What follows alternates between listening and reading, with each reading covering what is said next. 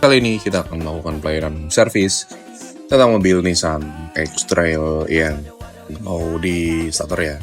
Kita langsung OTW dan kita sampai di tempat customer. Di sini kita langsung ganti remote kuncinya karena central locknya nggak bekerja dengan normal ya.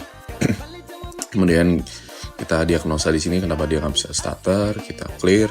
Ternyata ini masalahnya tuh dari si ring besarnya yang terletak di depan aki, dia tuh bermasalah, rada konslet dan kotor gitu, hitam ya. Kita bersihin di sini, kemudian sesuaiin kinerja mesin. Setelah itu mesin mau starter lagi. Dan inilah sih. Segitu aja dan terima kasih.